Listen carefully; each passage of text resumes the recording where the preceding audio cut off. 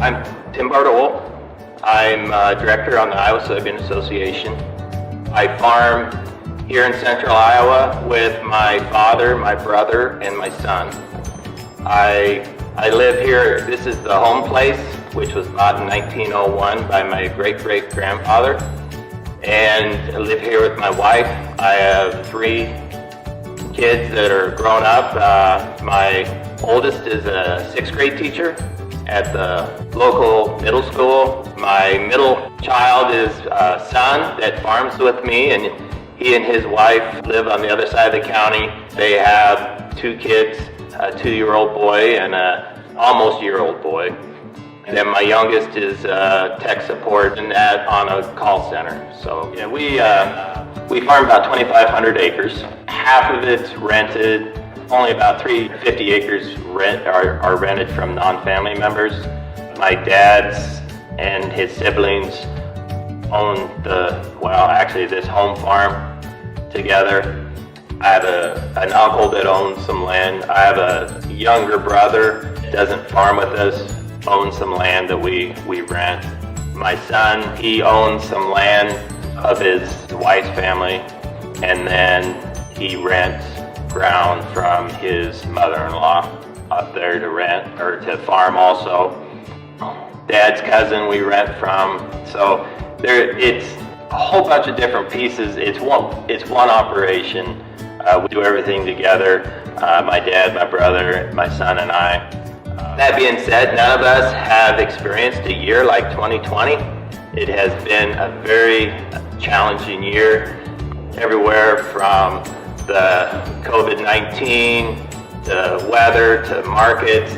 It's just been a real struggle getting things done and trying to be positive when everything's kind of doom and gloom around you. So it's been tough. Then the derecho show went through here, which winds over 100 miles an hour. My son was actually in our hog barn, and we have a weather station there, and the wind was over 75 miles an hour for over 20 minutes. So there are thousands and thousands of acres of corn that was in that wind path just being destroyed because it's flat and unharvestable.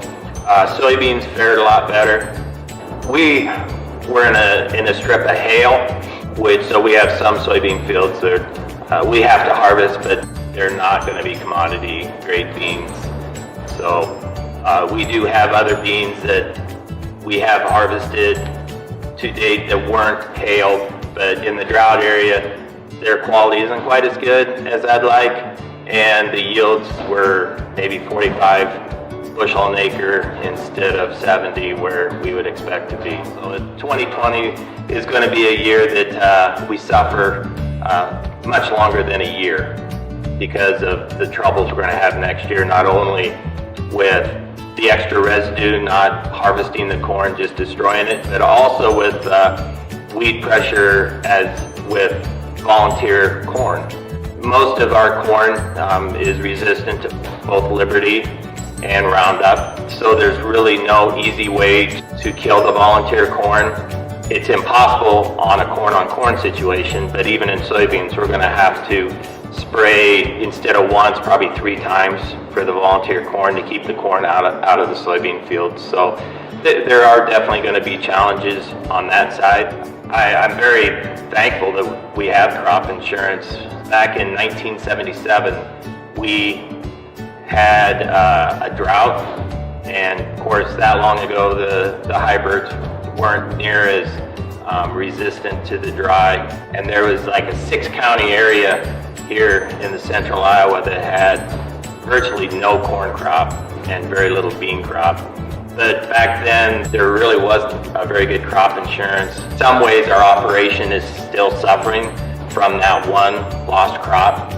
So that really brings home how important the crop insurance is to really the American farmer, because no matter where you are farming, sooner or later you're going to have a disaster like we had this year.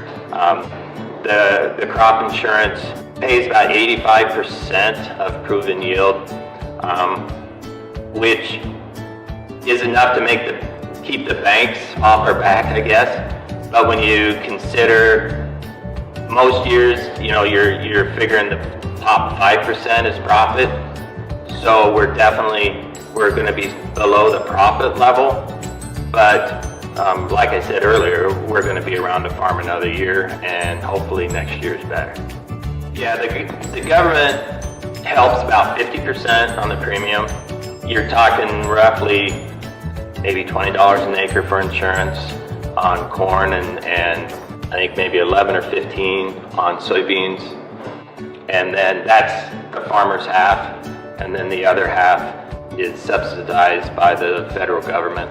Actually, we were very, very excited about harvest this year because we got a new combine, which the last time, it's a brand new combine. The last time we got a new combine, the guy was maybe 6 years old. So it's been a long time since the brand new combine was on the place. So we've been very excited about it. We got it first of the year. Then when the derecho hit, and looking at the flat corn and the hail damage, then all of a sudden, it's not near as exciting looking, to look forward to it. Within the next couple of weeks, we'll decide on and buy seed for next year.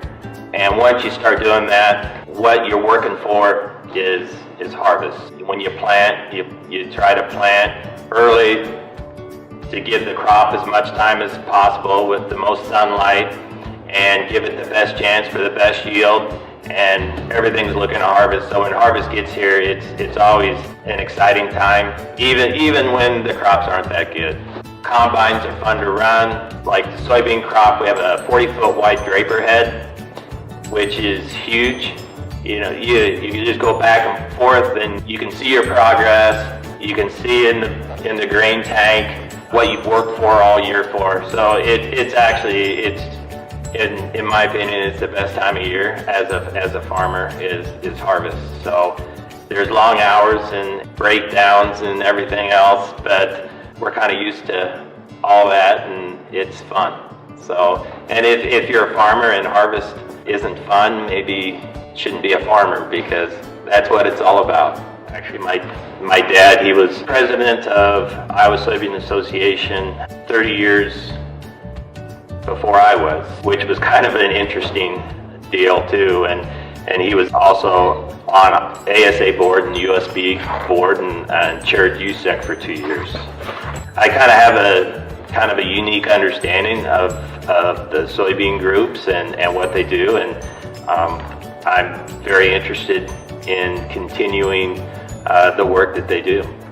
Hopefully, as we move forward next year, that things can get back to normal, and having the visitors on our farms here in Iowa, everybody on the Iowa Soybean Association looks forward to groups coming to their farms.